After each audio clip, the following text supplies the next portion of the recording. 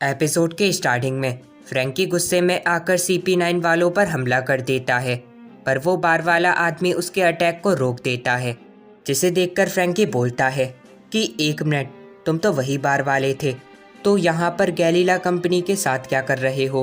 पर जो भी हो, मैं तुम्हें अपने साथियों पर हाथ तक नहीं उठाने दूंगा।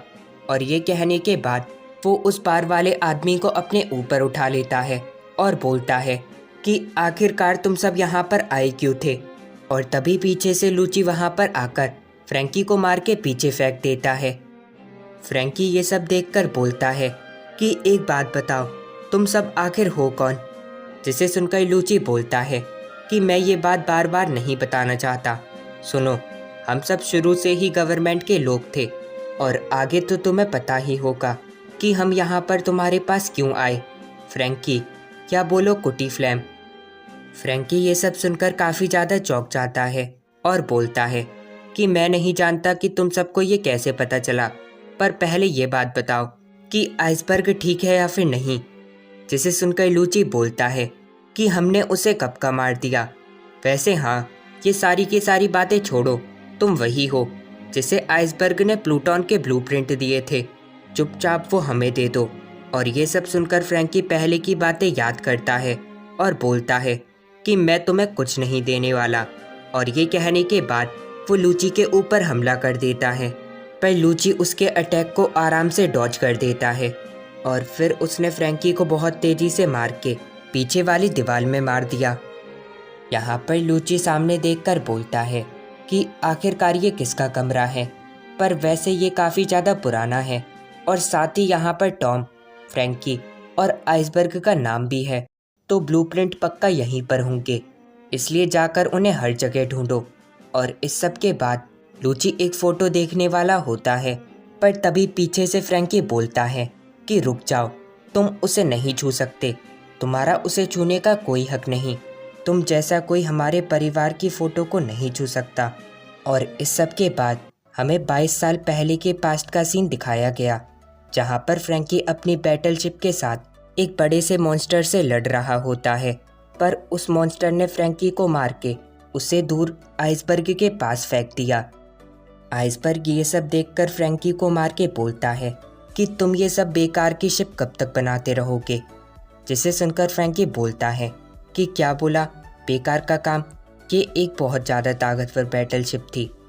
आइसबर्ग फ्रैंकी से बोलता है कि तुम्हें इन्हें छोड़कर मेरी मदद करनी चाहिए।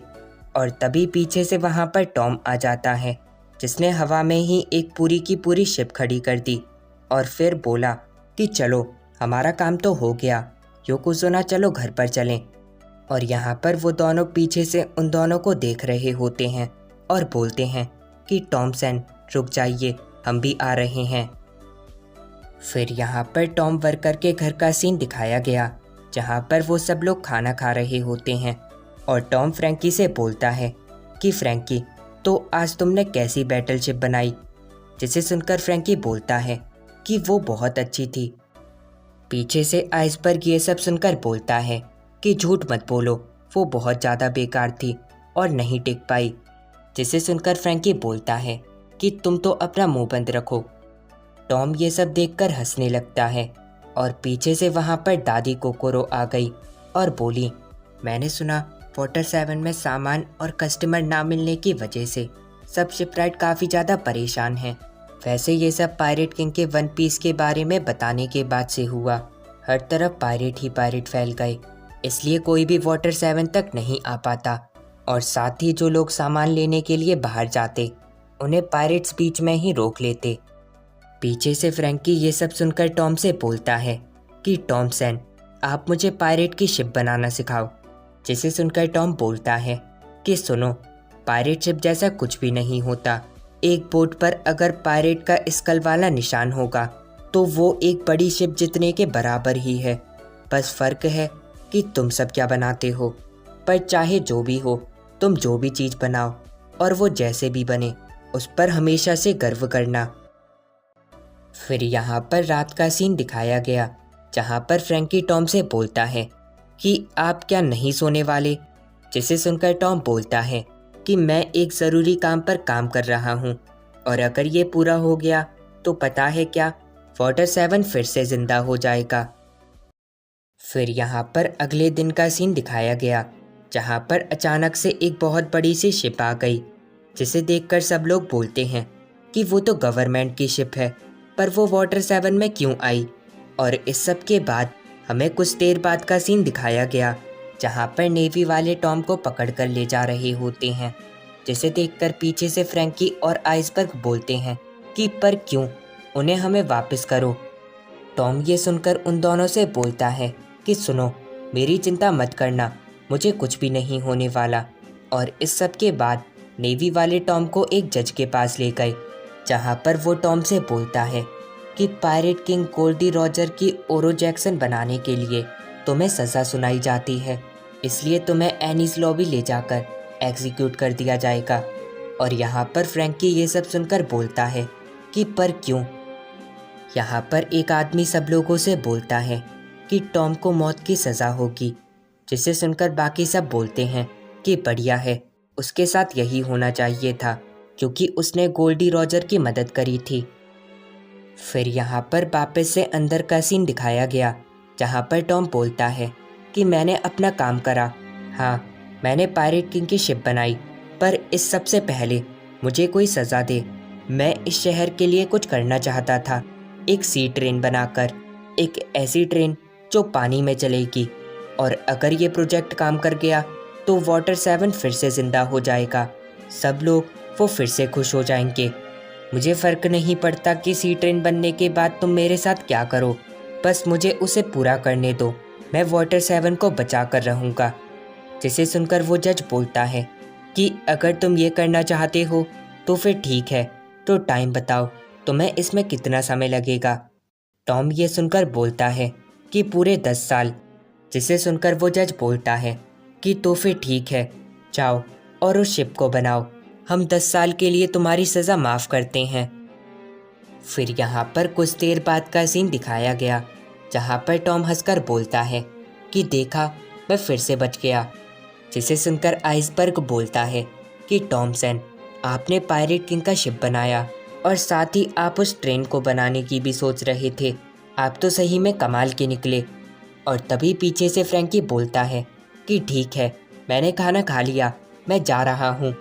जिसे सुनकर आइसबर्ग बोलता है कि तुम्हें क्या हुआ। फ्रैंकी ये सुनकर बोलता है कि मैं काफ़ी ज़्यादा गुस्से में हूँ, गोल्डी रॉजर की शिप अकेली थी जो ग्रैंड लाइन तक अंत तक जा पाई, मतलब समझे, वो दुनिया की सबसे ज़्यादा अच्छी शिप थी। तो टॉम सैन, जिसने इतनी अच्छी शिप बनाई, उसे सज़ा क्यों मिलेगी। वो सब वाटर 7 के लोगों ने भी बहुत बुरा बोला, जबकि वो पागल शिपराइट एक बोट तक नहीं बना सकते। और पता है क्या, हम सब यहाँ पर क्यों रहते हैं, क्योंकि टॉम सैन को लोगों ने इस शहर से निकाल दिया, बस इसलिए क्योंकि आपने दुनिया की सबसे अच्छी शिप बनाई। और इस सब के बाद भी आप उन सब लोगों के बारे में सोच रहे हो ताकि वो सब वापस से खुश हो सकें। वो सब दुनिया के सबसे अच्छे शिपराइट से ऐसा कैसे बोल सकते हैं। और टॉम ये सब सुनकर हंसने लगता है और बोलता है कि तुम ज़्यादा सोच रहे हो। फिर यहाँ पर कुछ देर बाद का सीन दिखाया गया, जहाँ पर आइसबर्ग टॉम से बोलता है कि माफ़ करना, कभी कभी वो ज़्यादा ही बोल देता है। जिसे सुनकर टॉम बोलता है कि ऐसे मत बोलो, वो एक अच्छा शिपराइट है। जब मैं उससे सबसे पहले मिला तो उसे देखकर काफ़ी ज़्यादा चौंक गया था, क्योंकि उसने बस कबाड़े से ही एक पूरी की पूरी कैनन ही बना दी। और बाद में उसने मुझसे बोला कि टॉम सैन, मुझे भी अपने ग्रुप में ले लो। मुझे मेरे पापा ने छोड़ दिया और बोला तुम किसी काम के नहीं। और पता है क्या, जब उसने ये बोला तब मुझे पता चल गया कि वो अंदर से कितना ज़्यादा ताकतवर था। इतना सब कुछ होने के बाद भी वो अब भी शिप बनाता है। और अगर तुम दोनों मिल जाओ और साथ में काम करो तो पक्का आगे जाकर तुम मेरा नाम रोशन करोगे। पर वैसे अभी के लिए ये सब बातें छोड़ो, चलो जाकर ट्रेन पर काम करें। और इस सब के बाद हम सब तैयारी में लग गए, सबने मदद करी, पर फ्रैंकी ने नहीं। पर बाद में जब उसने टॉम के बारे में सोचा तो वो भी मदद करने लगा। हम सब ने बहुत सालों तक काम करा और फिर काफ़ी बार फेल भी हुए, पर पता है क्या, हमने हार नहीं मानी और काम करते रहे। कभी कभी पटरियाँ टूट जाती और कभी कभी ट्रेन ही नहीं चलती, कभी कोई जानवर सामने आ जाता, पर हम सब मेहनत करते रहे और फिर वो दिन आ ही गया। 13 साल पहले हमने सबको सबसे पहले अपनी सी ट्रेन दिखाई। तब पहले तो किसी ने भी हम पर विश्वास नहीं करा, पर जब कुछ लोग उसके अंदर गए, वो चली। सब उसे ही देखते रह गए। टॉम और हम सब के लिए ये एक बड़ी जीत थी। हम सब इसके लिए काफ़ी ज़्यादा खुश थे। वाटर 7 वो फिर से ज़िंदा हो गया, सब बस टॉम की सी ट्रेन की वजह से।